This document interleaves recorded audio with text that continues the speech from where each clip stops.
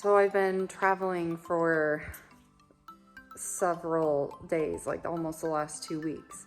And part of my trip, I decided to stop by and see someone that I care about a lot. We've been friends for probably almost about 15 years. And one of our influences in adopting a blue and gold macaw was my friend Linda. Linda's had a bunch of different birds in her lifetime, and the bird she has now is a blue and gold macaw named Oliver. What is that? Say hi.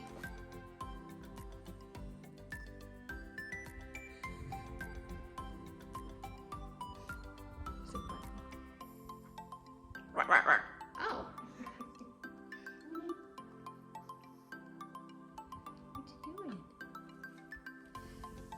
So one of the conversations that I had with Linda was, would I be willing to be a part of the family for Oliver someday in case anything ever happens to Linda? So I said, yeah, absolutely. She could come live with us. Hi. What are you doing? So Oliver's been pretty interested in me since I met her, 15 years ago. And I've always been too nervous to hold her or be near her. Now she doesn't want mommy to come near. Yeah, shifting it. Oliver decides it's not quite sure he's happy about it. So this is the first trip I've actually ever spent any time holding Oliver, letting her walk on me. It was only within the last, I think, year that Linda had Oliver DNA tested so that we would know whether Oliver was a male or female, because for her lifetime, Oliver was a he. Kind of interesting. But when I walked in the door, I couldn't even believe it because Oliver seems so small compared to Cookie. I mean, if you look at the bird just sitting on my shoulder, she, has to be at least half the size. She's really small. But Linda was telling me she's always had Oliver on a seed diet for her life. So it's been a really positive experience, all of the learning that I have done and shared with her, because she's been able to put her on the Bird Tricks chop part of the time, and then implement pellets into her diet as well, and try to improve Oliver's overall lifestyle. So that's been something that she's been working on with her. But they moved from Texas to South Carolina. There you go. And Oliver lost a lot of weight very unexpectedly.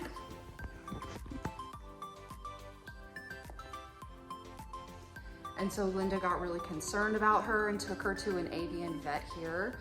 And you'll have to tell me more about what you said. And the blood work, that was a concern, but she did drop. Oh. Anyway, we're gonna go get her right. Are you okay? Yeah, the iPad. Oliver came over and tried to climb on Emma. Was scary, huh? What's she now? It's funny. No, it's funny that the bird is. What's she doing? Is Oliver being silly? Did she chase you off the couch? Emma got tangled up in that blanket and fell on the floor, and then I smacked my head on the TV trying to pick her up. You took Oliver to the vet and they said she was underweight, and he suspected it was the stress of the move. Now Oliver seemed to be thrilled on the trip. I mean, we stayed in hotels. I actually used a large dog carrier and it worked great. And Oliver loved the trip. And but just the moving around and all the hustle and bustle, I just one day noticed, because they hide their weight loss because their feathers will be fluffed out, but I was running my fingers on her chest and I noticed the breastbone was more dominant. So anyway, she didn't have any kind of parasite or anything, but we did do a little precautionary treatment, and I just started upping her food and monitoring and weighing her regularly.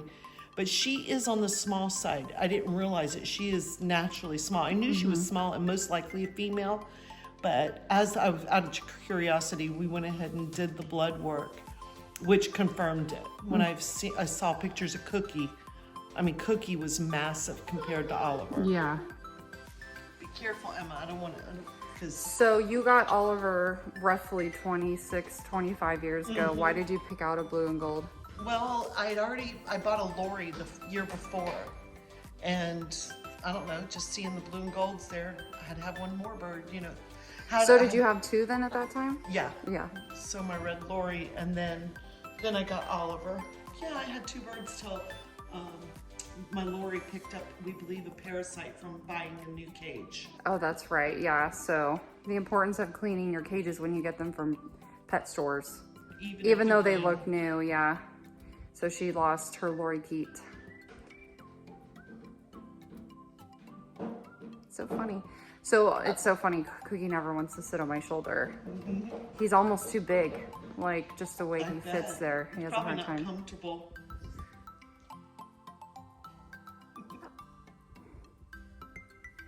It's funny because Oliver. Oh no, she's like, nope. Oliver wasn't. It has only been in the probably last 5 or 6 years that when I've had company over, they'd be sitting in the chair that Oliver's wanted to go to people she didn't know. She was interested but didn't really pursue it. Now just about anybody sits next to me long enough, she'll start wanting to come over there. Yeah, like in the chair next to me. But if you just walked up on me, Oh, right. try to get her. They're like really territorial. Yes. Cookie's the same way. Yeah, because she'll even bite me because she's nervous about the person approaching. So I have to watch that. She's curious about the camera, I think, more than anything right now, right? I don't know. She wants to do.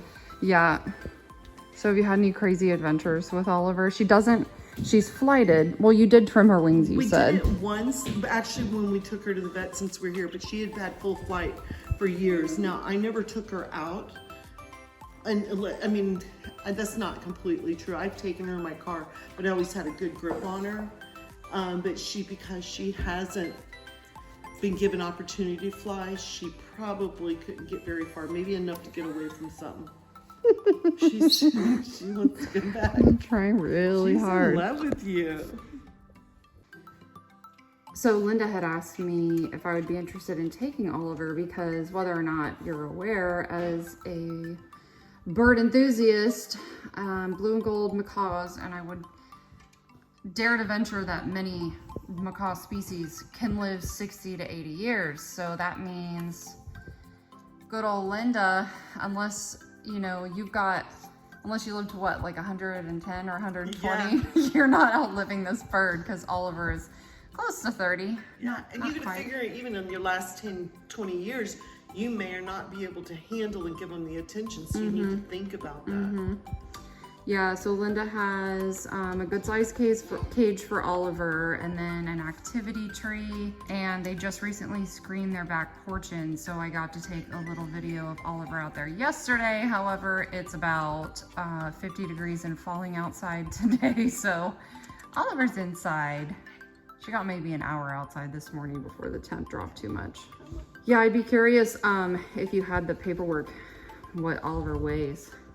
Because she's just so small compared to, I mean, like, I swear Cookie would just tower over her. Oh yeah, I'm sure she was on the low end, and she, even after we got her weighed up, was at the bottom of the range. So she was slightly under what was healthy weight, and we got her up to the minimal weight. Yeah. So she is just a small macaw. What are some of her favorite foods?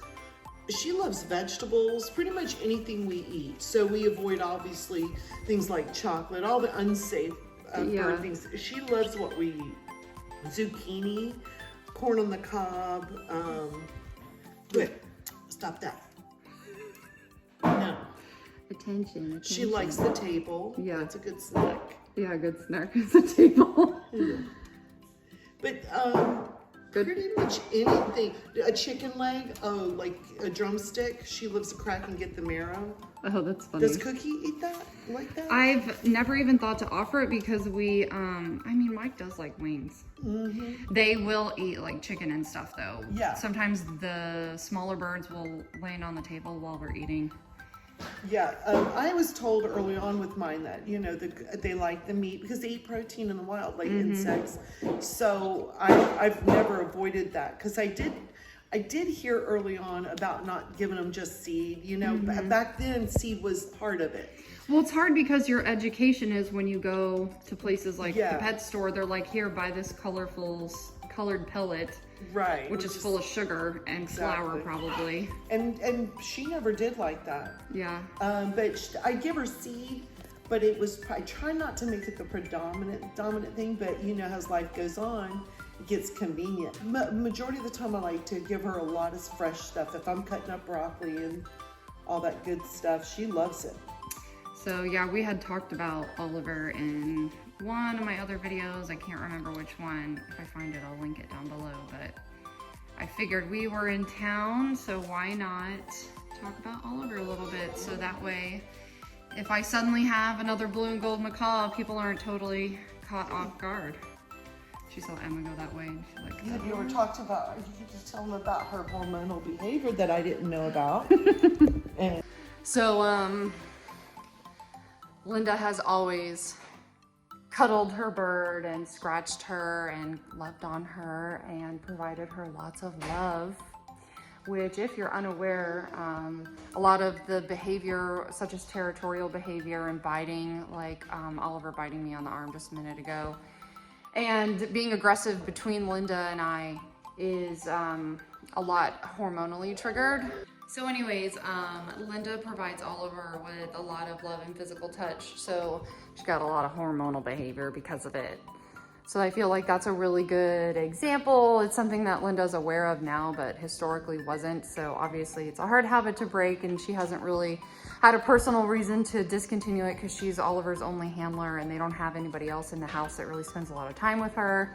Her husband can handle the bird without any problem. So that's obviously a personal decision that she has made. If Oliver comes to live with us, Oliver's body scratching days would be over. I have though, since I learned not to, I don't do the body as much. I try to keep it right to the head. Yeah. The only time maybe I do touch her now that I say it, as soon as she comes over, I'm thinking, but not as much maybe. Yeah.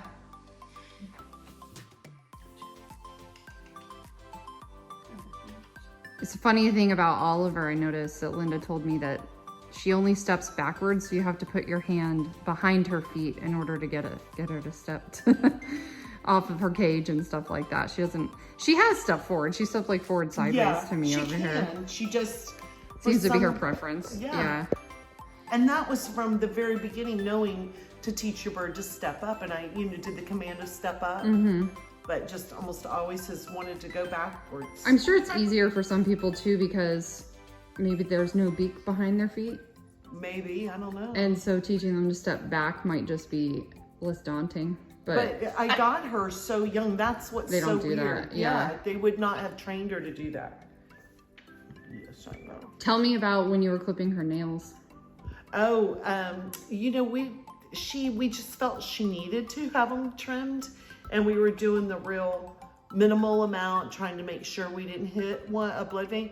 But sure enough, hit one, and I knew to have I can't think of the name of it, the stuff, the powder. I think it's septic powder, that's what it is, yeah. And knowing we had that, I didn't think that you had to pack it.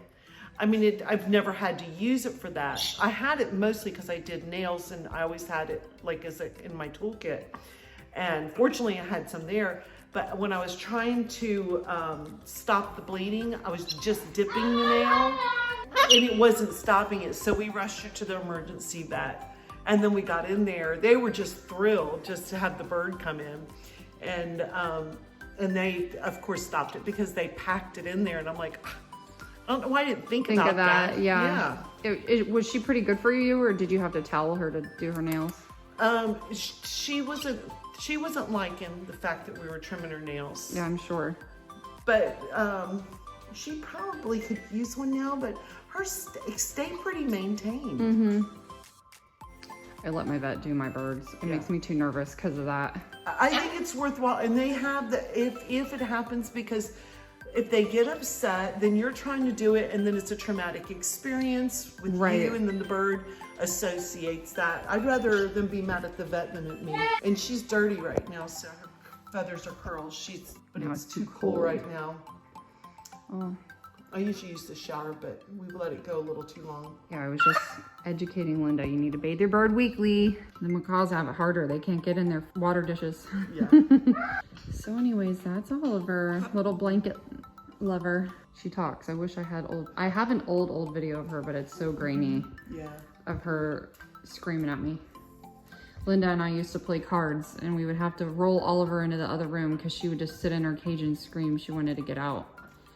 I taught Oliver how to swear. Mm-hmm. So when I got here, Linda's like, don't you swear around that bird. We knew it was Alicia because of the inflections in the tone, and then the sound of the card shuffler. Yeah. That was the dead giveaway. I knew who the guilty party was. Yeah. Because the bird, and I only played cards with Alicia most of the time. So. Yeah. But I was surprised she got birds because Oliver was so annoying when we were playing cards, and then for her to, next thing you know it, she's getting birds. Yeah. So. I know. She's full in now. I know. I'm stuck for life.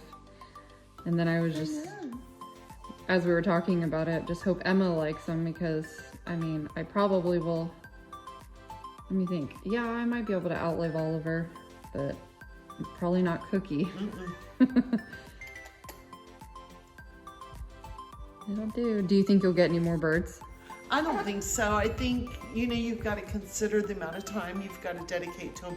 And we're close to retirement. I'm basically retired, and Craig's going to retire soon. So if we're going to be going a lot and stuff, right now, I always have somebody stay with my animals. Mm-hmm.